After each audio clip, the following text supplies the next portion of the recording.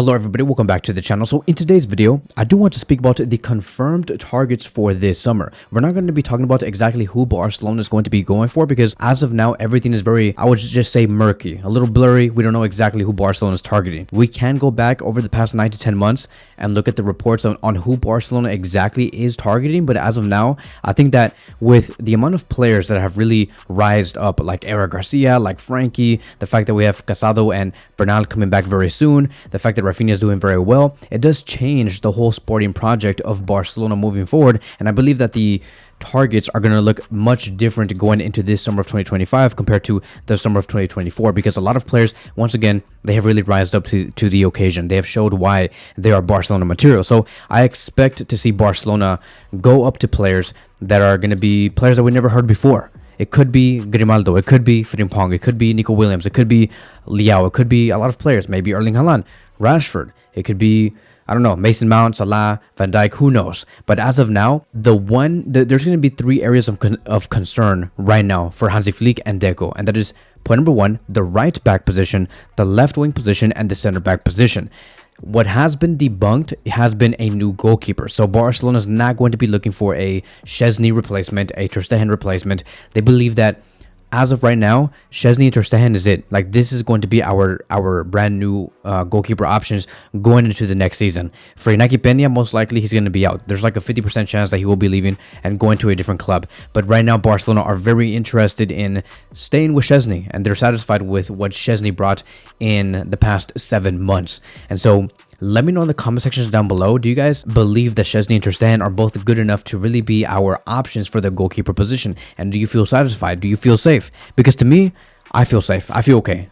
I'm okay with like not signing a brand new goalkeeper in this summer.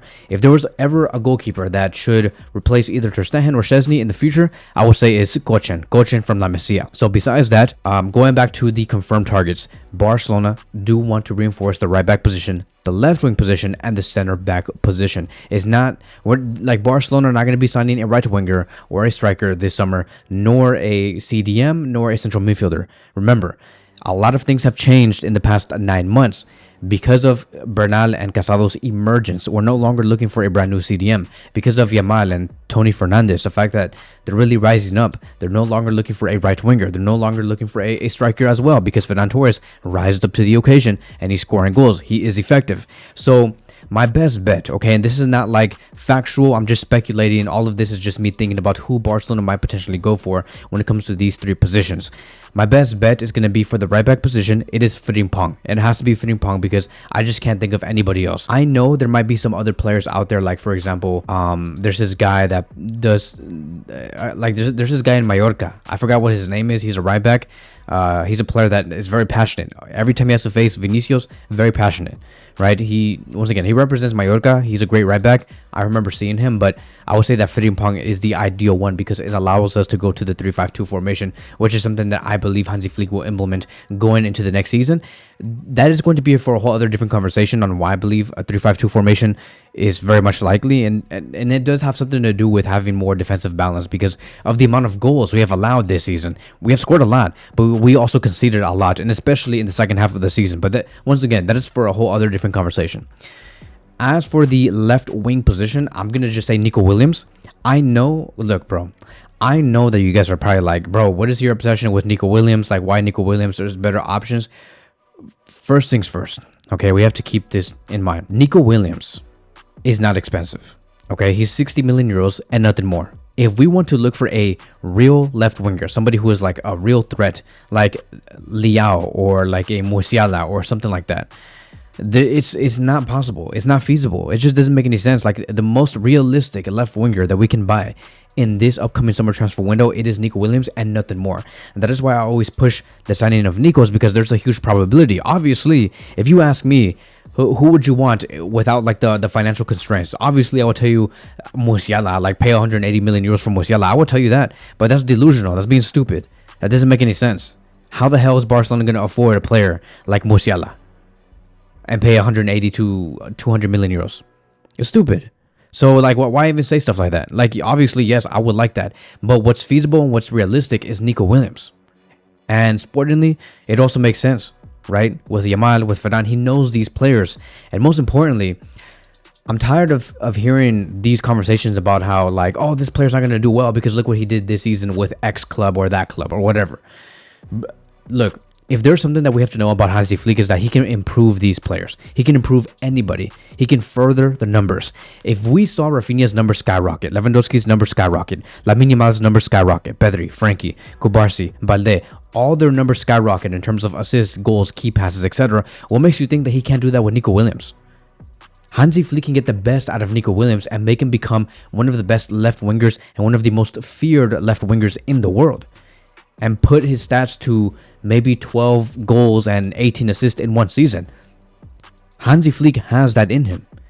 I trust my coach, and I think that I would just say it's a little disrespectful for you to think that Nico Williams would not get better at a team like FC Barcelona and surrounded by better players. And as for the center back position, I would just really question you guys, because honestly, I have no idea. Right, because I would have told you Dean Husan, whatever, I forgot how to pronounce his name, Dean Husan, but like he's going to Real Madrid, it's over.